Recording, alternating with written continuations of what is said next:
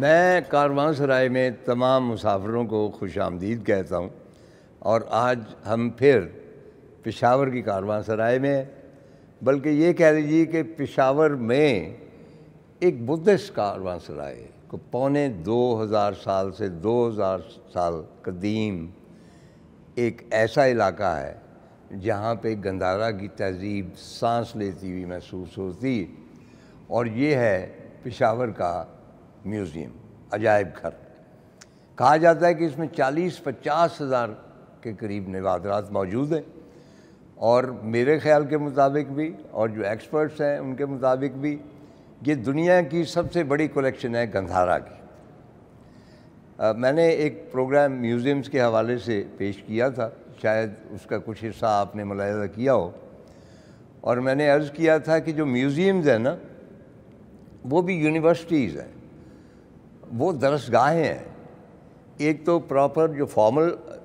Education ہوتی ہے وہ اپنی جگہ، اور جو میوزیمز کی ایجوکیشن ہوتی ہے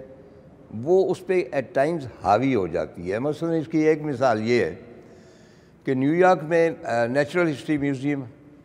تو میں نے دیکھا کہ اسکول کے بچے چھوٹے چھوٹے 5ویں 6 کے ہوں گے، وہ لائن بنا کے اندر جا رہے ہیں۔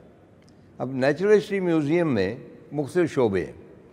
مطلب مذاہب دنیا کے کون کون سے ہیں، مطلب جو اسلام کا سیکشن تھا اس میں اذان کی ماشاءاللہ آواز سنائی دے رہی تھی، بدھسٹ سیکشن تھا، ہندو تھا، اینشنٹ جتنے بھی عقیدے تھے ان کے بارے میں، پھر سپیس تھا،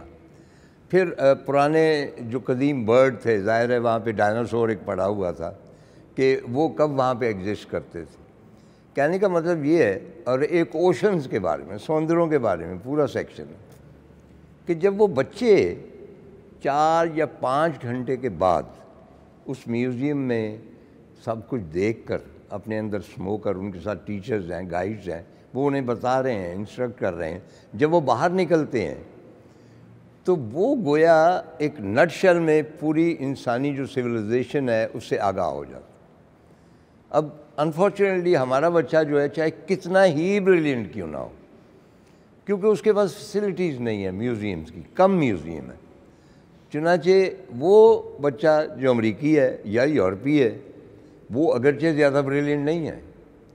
لیکن اس کے لیے میوزیم ہے ہر جگہ، ہر شعبے کے، ہر صنف کے، ہر قسم کے میوزیم ہے جہاں وہ جا سکتا ہے اور آگہی حاصل کر سکتا ہے، ایسی آگہی جو کہ مطلب ہے کہ سال ہر سال لگ جاتے ہیں۔ چنانچہ پشاور میوزیم کی شاندار عمارت، اور مجھے ظاہر ہے کہ لاہور میوزیم بھی یاد آ رہا ہے، وہاں بھی بہت بڑی کلیکشن ہے گندھارا آرٹ کی، وہاں پہ ویریشن بہت ہے، اور اس کے سامنے ایک زمزمہ گن ہے۔ رڈیارڈ کپلنگ جو مشہور پوئٹ بھی تھے، آتھر بھی تھے، ان کا ناول ہے کم، اور کم میں وہ لکھتے ہیں کہ ینگ کم جو اس کا ہے مین ہیرو، جو پہلا جو اس کا باب شروع ہوتا ہے کہ وہ لاہور میوزیم کے عین سامنے جو زمزمہ گن ہے اس کے اوپر بیٹھا ہوا ہے۔ چنانچہ لوگ اسپیشلی آتے ہیں وہ گن دیکھنے کے لیے اور اسپیشلی میوزیم دیکھنے کے لیے۔ رڈیارڈ کپلنگ کے والد جو تھے وہ پہلے پرنسپل تھے نیشنل کالج آف آرٹس کے۔ لاہور میں جو سینٹر پیس،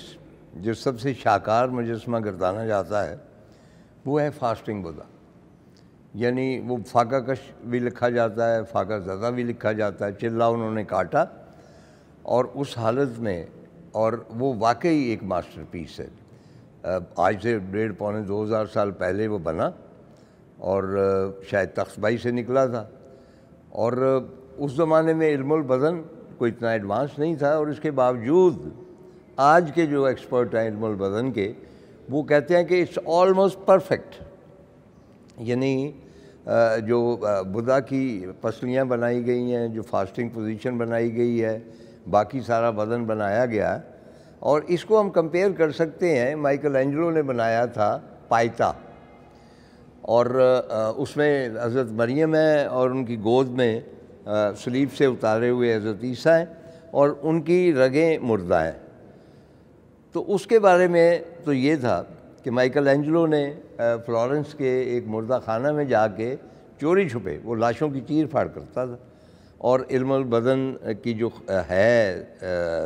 ڈیٹیل وہاں سے حاصل کرتا تھا جو اس نے اسکلپچر میں استعمال کی۔ لیکن جو فاسٹنگ بدھا ہمارا ہے، یعنی جب میں کہتا ہوں نا ہمارا، تو اس سے مراد یہ ہے کہ ٹو مائی مائنڈ جو بھی میرا مطالعہ ہے، اس خطے کی اگر کوئی نمائندہ ترین تہذیب ہے جس پہ ہم فخر کر سکتے ہیں تو وہ گندھارا تہذیب۔ چنانچہ فاسٹنگ بدھا جس کسی نے بھی بنایا اس نے اپنا نام نہیں لکھا۔ یہ بڑی ایک کنٹروورسی ہے کہ اجنتا کی غاریں ہوں، الورا کی غاریں ہوں، یا اور جہاں بھی بڑے بڑے مجسمے بنائے جاتے ہیں، ان میں کہیں بھی جو بت تراشا ہو وہ اپنا نام نہیں لکھتا۔ ویئر یورپ میں کوئی اتنا سا مجسمہ بناتا ہے، مائیکل اینجلو کا ہی میں حوالہ دوں گا کہ اس نے وہ پائٹا کا پرفیکٹ مجسمہ تھا، لوگ پہچان نہیں رہے تھے کہ یہ کس کا بنایا ہوا ہے، لوگ کہتے ہیں رافیل کا ہے۔ تو اس نے غصے میں آ کے حضرت مریم کا جو اسکلپچر تھا وہاں پہ ایک پٹی کھود دی، اس کے اوپر لکھا Michelangelo Buonarroti of Florence made this, یعنی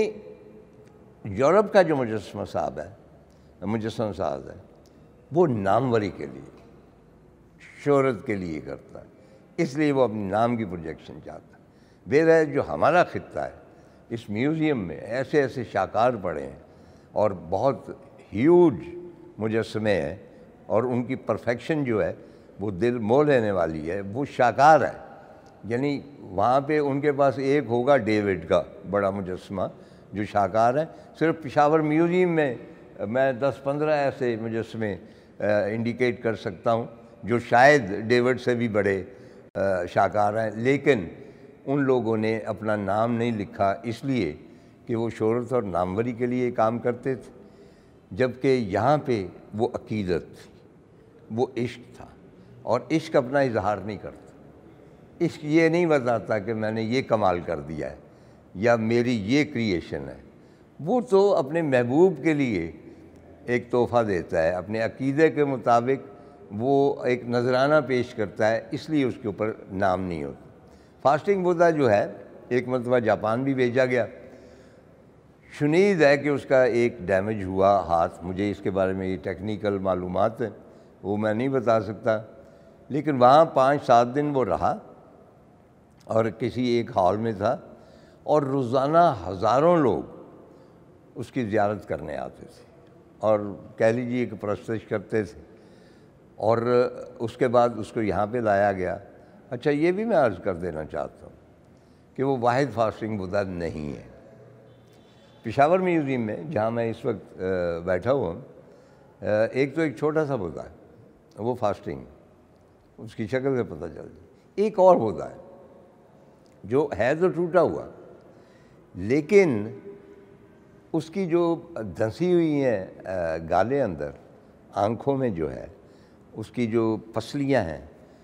وہ جو ایکسپرٹس ہیں،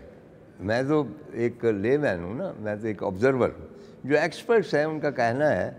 کہ لاہور کے فاسٹنگ بدھا سے زیادہ پرفیکٹ ہے یہ، یعنی علم البدن کے حوالے سے۔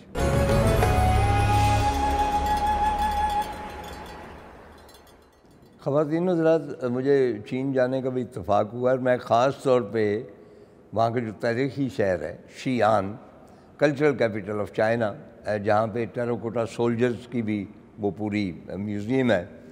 وہاں پہ میں اس پگوڈے میں گیا جو کہ فایان کے نام سے منسوب۔ اور کیوں گیا؟ اس لیے کہ فایان وہ راہب تھا جو آج سے 2-2.25 سال پہلے ان خطوں میں آیا تھا۔ آیا وہ ناردرن ایریا کی طرف سے، اس میں 1-2 فکرے ہیں جن میں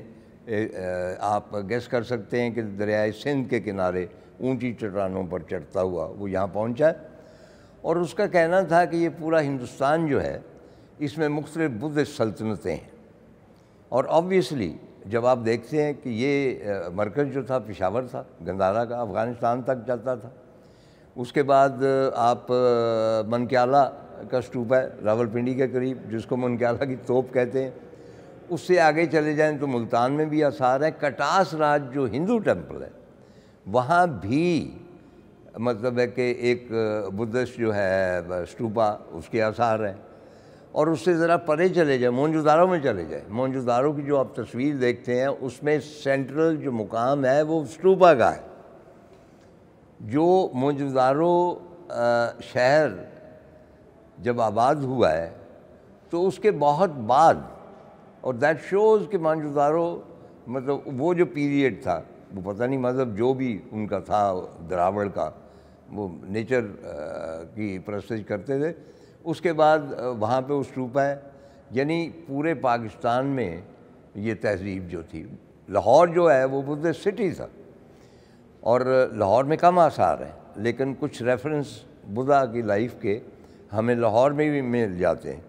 چنانچہ فایان نے لکھا کہ صرف سوات میں، ادیانہ میرا خیال کہتے تھے، 2000 سال پہلے 1600 سے زیادہ خانقاہیں تھیں۔ اب آپ تصور کیجئے کہ ان 1600 میں سے کتنی ابھی تک دبی پڑی ہوں گی وہاں پہ، یعنی ان کی کھدائی نہیں ہوئی یا وہ دریافت نہیں ہوئی، اور with the passage of time وہ دریافت ہوتی رہیں گی۔ میں خود گواہ ہوں کہ وہاں پہ ایک گاؤں ہے توتالیہ، اس کے نزدیک ایک کھیت تھا، اور یہ آج سے کوئی 20-25 سال پہلے کی بات ہے۔ وہاں کھدائی کرتے ہوئے وہ ہل چلا رہے تھے، سیڑھیاں برآمد ہوئیں، اور ان سیڑھیوں کے نیچے ایک بڑی خانقاہ جوں کی توں محفوظ تھی، یعنی وہ دبی ہوئی نہیں تھی مٹی میں، بلکہ وہ پوری خانقاہ جو تھی اس کے اوپر زمانے آئے اور مٹی بچھ گئی اور سارا کچھ وہ گم ہو گئی، لیکن اس کے جتنے بھی اسکلپچر تھے یا جتنے بھی وہ انہوں نے ڈیکوریشن تھی وہ جوں کی توں تھی۔ اور مجھے ہمیشہ خیال آیا کہ جس شخص نے اسے پہلی مرتبہ دیکھا ہوگا وہ اسی طرح ہی ہوگا جس طرح وہ جو کارٹر تھا جس نے ینگ فرعون جو تھا توتن خامن، اس کا مقبرہ ڈسکور کیا تھا، تو وہ کہتا ہے کہ جب میں داخل ہوا تو مجھے محسوس ہوا کہ میں مخر ہوا ہوں ہزاروں برسوں کی تنہائی میں، کیونکہ چراغ کی لو جو بجھی ہوئی تھی، جس نے بجھائی تھی اس کی انگلیاں تک موجود تھیں، اور ایگزیکٹلی وہی کیفیت ہوئی ہوگی اس شخص کی جس نے توتالیہ کی جو یہ مخفی راہب خانہ تھا، مونسٹری تھی، اس میں پہلی مرتبہ قدم رکھا ہوگا۔ امیجن کریں نا کہ 2000 یا 2500 سال پہلے جب وہ متروک ہوئی ہے تو اس کے بعد وہ پہلا شخص ہے جو اس کے اندر جا رہا ہے۔ اچھا، میری دلچسپی جو ہے گندھارا کے ساتھ، وہ میں نے عرض کیا میں ایکسپرٹ کسی چیز کا بھی نہیں، لیکن مجھے کوئی جنون کہہ لیجئے یا ایک لگاؤ سا ہوتا ہے مجھ سے گندھارا کے ساتھ۔ میرا لگاؤ کس طرح شروع ہوا اور اس کی فلاسفیکل ریزن کیا ہے؟ میں بہت عرصہ پہلے سوات گیا، وہاں پہ کوئی صاحب آئے اور وہ مجھے کچھ تحفے تحائف دینا چاہتے تھے، اور مجھے تھوڑا سا، میں تذبذب میں تھا، مجھے اچھا نہیں لگتا کہ غیر لوگ اس طرح، تو میں نے ویسے ہی کہا، میں نے کہا جی یہاں کی کوئی پرانی چیز، کوئی چھوٹا موٹی جو ہے پرانے عہد کی، وہ اگر آپ مجھے دے دیں تو وہ میں گھر میں سے جا لوں گا۔ یہ ویسے ہی ان کو ٹالنے کے لیے میں نے کہا۔ تو وہ ایک روز آئے اور مجھے لے گئے، جب آپ انٹر ہوتے ہیں منگورا تو وہ ایک بہت بڑا اسٹوپا آتا ہے، اس کے سائے میں لے گئے، تب وہاں پہ آبادی نہیں تھی، اور وہاں پہ ایک کسان تھا، اس سے بات کی ہوئی اس نے، تو وہ اندر سے نا وہاں پہ اس کے اوپر جو پرالی نہیں ہوتی گندم کی، اس میں کوئی دبی ہوئی تھی، وہ ایسے ہی پتھر سا تھا، تو اس نے کہا جی یہ میرے کھیت سے نکلا ہے تو آپ لے لو۔ اس نے کہا پیسے کتنے؟ پیسے کیا، میں نے ویسے ہی پھینک دینا تھا۔ بہرحال اس کو کچھ رقم ادا کی، وہ میں ساتھ لے آیا، میں نے بھی چھوڑ دیا، اور میری بیگم کہے کہ اس کو اٹھا کے باہر پھینکو، پتھر سا پڑا ہوا ہے، کیونکہ مجھے انٹرسٹ نہیں تھی نا، کہ بس ٹھیک ہے پتہ نہیں کیا ہے۔ ایک روز میرے پاس کچھ وقت تھا، چنانچہ کسی کے ساتھ مشورہ کر کے وہ پانی کے ساتھ میں نے اس کو صاف کرنا شروع کیا۔ اس گولائی میں تھی، وہ پتھر تھا، اور جوں جوں میں صاف کرتا گیا اس میں مختلف فگرز ابھرتے گئے۔ اس کے درمیان میں مہاتما بدھ تھا، یوں لیفٹ پہ 2 ہرن تھے، اور یوں کر کے پجاری کھڑے ہوئے تھے۔ اچھا، جوں جوں وہ میں صاف کر رہا تھا تو وہ آشکار ہو رہا تھا وہ مجسمہ، اور میرے ذہن میں جو چیز آئی وہ یہ ہے کہ یہ جو ہے بت تراش، اس نے اس کو آج سے 2000 یا پونے 2000 سال پہلے تراشا. اس کے بعد یہ مجسمہ کسی مونسٹری کا حصہ تھا یا کہیں دبا پڑا تھا. یہ پونے 2000 سال مدفون رہا، اس کو کسی نے نہیں دیکھا. اور اب میں اس مجسمے کو پونے 2000 سال بعد دیکھ رہا ہوں. اس نے مجھے فیسنیٹ کیا، یہ جو ٹائم اور سپیس کا مسئلہ ہے، کہ تب شاید بت تراش کے بعد چند راہبوں نے اسے دیکھا ہے، لیکن پونے 2000 سال سے اس کو کسی نے دیکھا نہیں.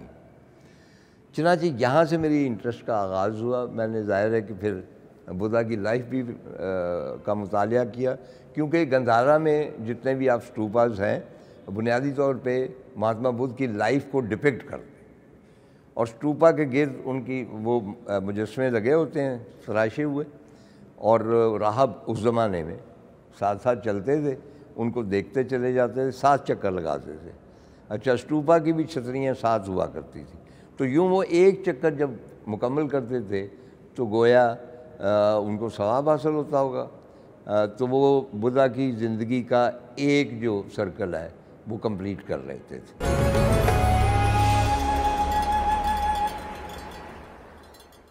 وادی سوات، جس کے بارے میں کہا گیا کہ وادی سوات کی خوبصورتی جو ہے وہ بادشاہوں کے دلوں میں خوشی بھر دیتی ہے. وہ میرے دل میں بھی خوشی بھر دیتی ہے. اس کی لینڈسکیپ، اس کے کلچر جو ہے، لکڑی کا جو کام ہے، ان کی ہینڈی کرافٹس، اور خاص طور پہ جو بدھسٹ آثار ہیں. ایک پرانی جو سڑک تھی دریا کے ساتھ، وہاں پہ ایک غالیگے جگہ ہے، اور وہاں پہ ایک مجسمہ ہے بہت بڑا. وہ انفارچونیٹلی ٹوٹ پھوٹ گیا ہے یا توڑ دیا گیا ہے، اور اس کے صرف گھٹنے ہیں بڑے بڑے، برلب سڑک ہے، اور وہ اتنے خوبصورت بنے ہوئے ہیں. اس کی آپ انگلیوں کو دیکھیں، یہ وہ، اور دیکھیں وہ سنساری وہاں بھی چلتی ہے، جو پاس سے گزرتے ہیں وہ اس کو پتھر پھینکتے ہیں. تو میں نے کہا نا کہ یہ پتھروں کا ڈھیر کیوں ہے. تو باہر طور وہ بہت خوبصورت چیز. اسی طرح جہان آباد، ون آف مائی فیوریٹ،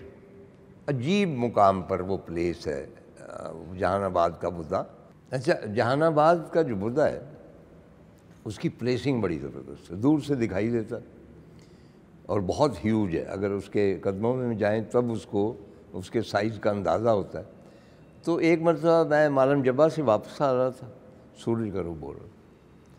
اور سورج کی آخری شعائیں جہان آباد کے بدھا کے اسکلپچر پر پڑ رہی تھی. میں آپ کو بتا نہیں سکتا کہ اس کا امپیکٹ کتنا، کیونکہ ایک پرفیکٹ جو پیس آف آرٹ ہوتا ہے وہ روشنی جب پراپر اس پہ پڑے تو تبھی اس کے رموز اور اس کی خوبصورتی اور تراش خراش باہر آتی. یہ جو پشاور میوزیم ہے، یہاں بھی آپ دیکھیں گے کہ جتنے بھی یہاں پہ نوادرات ہیں ان پر روشنی جو ڈالی گئی ہے وہ بڑی perfect, one of the best I have seen. یعنی جتنا بھی یہاں پہ نوادرات ہیں، جو بدھا کے مجسمے ہیں یا ان کی لائف ہسٹری ہے یا باقی چیزیں ہیں، وہ اگر وہاں پہ اس قسم کی کریٹیو لائٹنگ نہ ہوتی تو ان کا امپیکٹ اتنا زیادہ نہ ہوتا. ایک اور بدھا کے بارے میں بات کرتا چلوں. آپ جانتے ہیں گلگت بلتستان پورا جو ہے، کم از کم بلتستان جو تھا، اسکردو کا ایریا لداخ سے ملتا ہوا، یہ سارا کا سارا بدھسٹ تھا. اور آپ دیکھ سکتے ہیں اب بھی ان میں وہ سافٹنس ہے بلتی لوگوں میں. تو وہاں پہ اگر آپ جاتے ہیں اسکردو سے باہر تو وہاں پہ ایک چٹان ہے، اٹس کالڈ بدھاز راک، اور اس کے اوپر کھدے ہوئے ہیں ایک بدھا بہت بڑا، اور اس کے ساتھ 2-3. پہلے تو وہ نگلیکٹ تھا، اس کا بہت اس کو درخورِ اطراء نہ سمجھا گیا، لیکن اب مجھے خوشی ہے کہ وہاں تک جانے کا راستہ بھی بن گیا اور لوگ بھی اسے دیکھتے ہیں. اب آثار کی بات ہو تو یہ بہت لمبا تذکرہ ہے کہ ہمارا جو ٹیکسلا ہے سب سے زیادہ، مطلب جولین یونیورسٹی ہے گندھارا ایتھ کی، اس میں کم از کم 7-8 نیشنلٹیز کے لوگ پڑھتے تھے. اور میں نے اس کا نصاب دیکھا کہ کیا سکھایا جاتا ہے. It's very interesting. وہ اس لیے کہ نصاب میں جہاں وہ مذہبی سارا سلسلہ ہے کہ منتر وغیرہ انہوں نے پڑھنے ہیں، عبادت کرنی ہے، درمیان میں جو تالاب ہے وہاں پہ ان کا اپنا جو وضو ہے یا اشنان کرنا ہے، وہاں گھوڑ سواری، انٹیریئر ڈیکوریٹنگ یعنی اس زمانے کی، اس کے بعد آرکیٹیکچر، کیونکہ آرکیٹیکچر اور اس طرح 2-3 اور سبجیکٹ جو بالکل لگتا ہے کہ کوئی ماڈرن یونیورسٹی میں پڑھائی جا رہی، کیونکہ جو بدھزم کا آرکیٹیکچر ہے وہ بھی اٹس امیزنگ۔ میں نے سوات میں ایک گھر میں بہت ایک ڈھیر لگا دیکھا تھا، وہ باہر سے کوئی شخص آیا، کھیتوں میں پڑی ہوئی چیزیں رکھی ہوئی تھیں، اور ان میں جو نقش و نگار تھے، اچھا مائنڈ یو سوات میں آج بھی لکڑی کا جو کام ہوتا ہے اس میں آپ کو کمل ملے گا جو بدھزم، وہ بہت سارے موٹیفس جو ہیں بدھسٹ عہد کے اب بھی وہاں پہ ایگزسٹ کرتے ہیں۔ تو اس مکان میں کچا سا مکان تھا، ڈھیر لگا ہوا تھا ٹوٹے پھوٹے پتھروں کا، اور وہ سارے کے سارے پتھر جو تھے وہ گندھارا عہد میں جو پھول بوٹے بنائے جاتے تھے، جن سے عمارتیں سجائی جاتی تھیں، وہ پتھر تھے۔ اور میں نے وہاں پہ کسی کو کہا کہ اگر کوئی شخص گندھارا کے آرکیٹیکچر میں پی ایچ ڈی کرنا چاہتا تو یہ جو کچا مکان ہے ایک غریب کسان کا، وہ یہاں پہ آ جائے، اس کو یہاں اتنا مٹیریل ملے گا گندھارا کے آرکیٹیکچر، اس کا فن کیا ہے، کس طرح تراشتے تھے، کہاں کہاں وہ پلیس کرتے تھے، بلڈنگ کو کس طرح مطلب اس کی بنیاد رکھتے تھے۔ آپ دیکھیں گے بہت سارے جو سکلپچر اس طرح ملے ہیں ان میں بیچ میں چھید ہوتے ہیں، وہ ان کو وہاں پہ فٹ کرتے تھے، یہ ساری بہت پلاننگ ہوتی تھی۔ تو اتنا بڑا خزانہ وہاں پڑا ہوا تھا، اور وہاں پہ میں نے بدھا کا ایک پاؤں بھی دیکھا۔ اچھا، اب میں عرض کر دینا چاہتا ہوں کہ بہت سارے جگہوں پر اس قسم کے پاؤں ثبت ہوتے ہیں، میں ان کے بارے میں کچھ کہنا نہیں چاہتا، بہت سارے میں نے پاؤں دیکھے مثلا بدھا کے ہی، تو وہ ایک عقیدت کا اظہار ہوتی، اور اس میں ضروری نہیں کہ وہ اوریجنل ہو۔ اس میں میوزیمز کی جب میں بات کر رہا تھا تو پشاور میوزیم کے علاوہ لاہور کا میں نے تذکرہ کیا، اس کے بعد مینگورا میوزیم میں چند بہت اچھے پیسز ہیں، لیکن مجھے جو میوزیم چھوٹا سا بہت پسند آیا تھا وہ چکدرا کا میوزیم۔ کبھی آپ چکدرا سے گزریں، وہاں پہ چترال جاتے ہوئے تھوڑی دیر ٹھہریں، کیونکہ چکدرا میوزیم میں چند ایک پیسز اتنے یونیک ہیں کہ ان کو دیکھ کے بندہ دنگ رہ جاتا کہ یہ کیسے تراشے گئے ہیں۔ اور بنیادی طور پہ یہ جو اسکلپچر ہے، ان کی پہچان کہہ لیجئے یا ان کی جو ہے اس میں جس میں محنت زیادہ ہے، جب کاریگر بہت بڑا ہے، وہ اس سے ہوتی ہے کہ جتنا گہرا ہوگا نا، یعنی اگر اس کی سطح پہ بنا ہوا ہے، سطحی ہے، تو وہ یا تو بعد کے پیریڈ کا ہے یا وہ کاریگر مجھ جیسا ہے۔ لیکن جو ماہر کاریگر ہے، چنانچہ اس سے جو اسکلپچر بیچ میں سے برآمد ہوتا ہے، بدھا کا ہے، اس کے حواریوں کا ہے، اور لوگوں کا ہے، تو وہ آلموسٹ 3 ڈائمینشنل ہوتا ہے، یعنی اسٹریٹ سامنے نہیں ہوتا، اس کے سائڈ پر بھی ہوتا ہے۔ چنانچہ وہ میوزیم جو ہے بہت اہم ہے۔ اچھا، ایک بات کی طرف میں اشارہ کر دوں کہ ٹیکسلا اور اس کے نواح میں اب بھی وہ نسل موجود ہے جو اسکلپچر بناتی تھی، وہ آبائی پیشہ تھا۔ اب ذرا سی ان کو ڈسکریج کیا جاتا ہے، میری خاصی تحقیق ہے اس کے بارے میں، اور ایسی پرفیکٹ چیزیں وہ بنا رہے ہیں کہ حیرت ہوتی ہے۔ ان پڑھ لوگ ہیں، ایک صاحب تھے، میں بھی ان سے ملا تھا، وہ فاسٹنگ بدھا کے ایکسپرٹ، اور یقین کیجئے کہ ان کا فاسٹنگ بدھا بنا ہوتا تھا تو جب رکھا جاتا تھا، بناتے کم تھے، لیکن ہمارے ایک دو بہت مشہور کلیکٹر ہیں، ان کے پاس انہی کے، میں ان کا نام نہیں لوں گا، جو بناتے تھے، تو اتنا پرفیکٹ بناتے۔ تو نارا میوزیم جو ہے جاپان میں، وہاں پہ کوئی گئے ایکسپرٹ، تو انہوں نے وہاں دیکھا کہ خاص طور پہ اسٹکو میں، اسٹکو بعد میں آیا، تو اسٹکو میں 3-4 ہیڈ ایسے ہیں جو اوریجنل نہیں تھے۔ تو انہوں نے کیوریٹر سے کہا کہ جناب یہ تو فیک ہے۔ انہوں نے کہا کہ ہمیں پتہ ہے کہ یہ فیک، لیکن یہ اتنے پرفیکٹ ہیں کہ ہمیں اس سے فرق نہیں پڑتا کہ یہ فیک، یعنی یہ نمائندہ ہے گندھارا عہد۔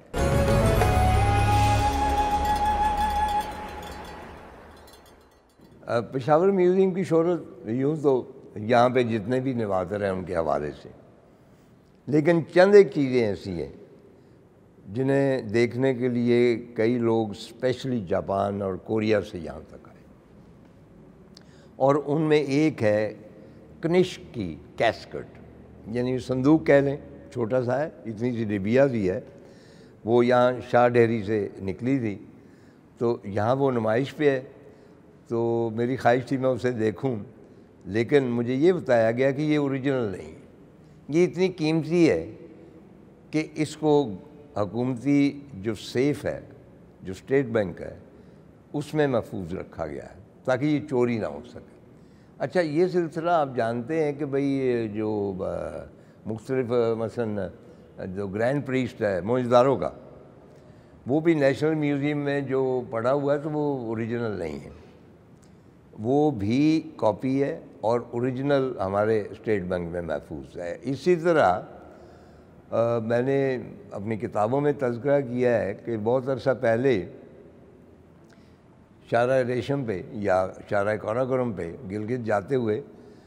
بشام سے آگے پتن نام کا ایک قصبہ ہے، وہاں پتن نام کے قصبے میں ایک چرواہی کو، اس کا خیال تھا پیتل ہے، ایک ہار ملا، اتنے موٹے موٹے اس کے تھے من کے، ان کے اوپر کچھ بنا ہوا تھا، وہ اس نے سوات کے کسی جیولر کو 2-4 من کے دیے، اس نے وہ سونا پگھلا کے اس کو پیسے دے دیے، لیکن ان دا مین ٹائم ایک جو کہتے ہیں نا فرض شناس پولیس آفیسر، ان کو معلوم ہوا تو انہوں نے جا کے وہ ہار قبضے میں لے لیا جو باقی رہ گیا تھا، اور اس بڑھیا کو انہوں نے حج کروایا، اس کی کمپنسیشن کر دی۔ میری بہت کیونکہ وہ ہار جو ہے کم از کم 4-5 ہزار سال پرانا، اس ہار کا یہ فیصلہ نہیں ہو سکا کہ وہ کسی مہاراجے کے گلے میں تھا یا کوئی ایسا ان کا خدا تھا، اسکلپچر ہوگا کوئی بھی کسی بھی شکل کا، یہ اس کے گلے میں۔ میری بڑی شدید خواہش تھی کہ میں اس کو دیکھوں، اور اس کے بارے میں بھی یہ معلوم ہوا، آج یہاں ثاقب صاحب ہیں، انہوں نے بتایا کہ وہ بھی ٹریجری میں منتقل ہو چکا ہے، اور کاش کہ اس کی نمائش کی جا سکے، کیونکہ میرا نہیں خیال کہ دنیا بھر میں اتنی قدامت کی کوئی ایسی نادر شے موجود ہو، چاہے وہ برٹش میوزیم ہے، میٹروپولیٹن ہے، گوگن ہائم ہے، میں نے اتنی قدیم کوئی شے وہاں نہیں دیکھی، اور ڈیفینیٹلی یعنی فرعونہ مصر جو ہیں ان کے دور سے بھی پہلے کی وہ چیز۔ تو میں اس گندھارا لینڈ میں بیٹھا ہوں، اس عجائب گھر میں بیٹھا ہوں، اور یہاں ایک ایک پیس ایسا ہے کہ کم از کم میں تو ایک پورا دن اس کے ساتھ گزار سکتا ہوں، اور ان میں جیسا کہ میں نے پہلے عرض کیا ٹائم اور اسپیس کا مسئلہ ہے، you go back to those times جب یہ تراشے گئے، ان میں آپ دیکھتے ہیں کہ ساری زندگی اس عہد کی وہ ثبت ہے، لوگ کھاتے کیا تھے، ان کے پیالے کیسے تھے، ان کے لباس کیسے تھے، ان کی چپل، حیرت انگیز طور پر مہاتما بدھ کو جو چپل دکھائی جاتی ہے وہ ایگزیکٹلی وہی ہے جو آج بھی پشاور میں پہنی جاتی ہے، یعنی وہ جو تسلسل ہے۔ اسی طرح مہاتما بدھ کے کچھ مجسمے ہیں، ان پہ یوں کر کے میرا خیال تھا تعویذ لگے ہوں، لیکن وہ جڑی بوٹیاں ہوتی تھیں جو بیماری کی حالت میں لوگ کھاتے ہیں۔ مجھے دانی صاحب بھی یاد آتے ہیں، میرے بزرگ تھے، ان سے میں نے بہت کچھ سیکھا، بلکہ سو مچ سو کہ انہوں نے ایک کتاب لکھی central new light on central Asia, وہ انہوں نے میرے نام کی اور وغیرہ وغیرہ، وہ بہت وہ میں نے اشاعت میں کچھ مدد دی، میرے گھر بھی آئے 2-3 مرتبہ، بلکہ ایک دفعہ ایک گندھارا کا چھوٹا سا پیس لے آئے تو کہنے کہ طاہر صاحب مجھے یہ اتھینٹیکیٹ کر کے دیں۔ میں نے کہا خدا کا واسطہ دانی صاحب آپ ایکسپرٹ ہیں، آپ محقق ہیں، مجھے کیا پتا ہو؟ کہنے کہ نہیں آپ کو بہت زیادہ انٹرسٹ ہے، شاید آپ بتا سکیں۔ تو بہرحال جو بھی میرا خیال تھا اس پیس کے بارے میں نے بتایا، لیکن مطلب ہے کہ پاکستان میں آج تک رفیق مغل ہے ایک ہمارے دوست جو آج کل کھدائی کر رہے ہیں چولستان میں، اور ایک دانی صاحب، یہ 2 لوگ ان کی مطلب دانی صاحب نے جہاں جہاں تحقیق کی ہے اس کا تذکرہ ناممکن ہے. He was an exceptional person. پورا ناردرن ایریا میں جب اب چلاس کا وہ ہو رہا ہے، وہاں پہ بادشاہ ڈیم وغیرہ بن رہا ہے، تو راکس جو ہے وہ انڈر واٹر آ جائیں گی اور ان کے اوپر وہ ساری راک کارونگ ہے، ان کے نقش ہیں. وہ حکومت نے کوئی ٹھیکہ دیا ہے کہ ان کو محفوظ کر لیا جائے، یعنی کم از کم فوٹوگراف سے، کیونکہ انہوں نے غرق ہو جانا. اور میں آپ کو یاد دلا دوں کہ سوان ڈیم جب بنا ہے تو پورا ابو سمبل کا ٹیمپل جو تھا وہ اس نے آ جانا تھا اس میں پانی میں. اس کو انٹرنیشنل ایک پورا بنا، وہ ایک آرگنائزیشن بنی جس میں ہزاروں لوگ تھے، اور پورا ابو سمبل کا جو ٹیمپل ہے اس کا ایک ایک پتھر کاٹ کے دریا کے پار دوبارہ تعمیر کیا. یعنی یہ آج کا ابو سمبل وہاں نہیں ہے جہاں پہ اوریجنل تھا، لیکن محفوظ ہو گیا. میری تو خواہش یہی ہے کہ چلاس کے ارد گرد جو چٹانیں ہیں، اور ان میں سے کئی 3-4 ہزار سال پرانے نقش ہیں، وہاں سیاح وہاں سے گزرتے تھے، اپنے تاثرات وہاں پہ مطلب ہے کہ مورتوں اور صورتوں کے، مہاتما بدھ کے بھی بنے ہوئے ہیں، دیٹ مینس کہ چائنیز نے بنائے. تو وہ چٹانیں ہیں چند ایک، ان کو اگر محفوظ کر لیا جائے، کیونکہ کل ہم پچھتائیں گے کہ ہم نے ایسا کیوں نہ کیا.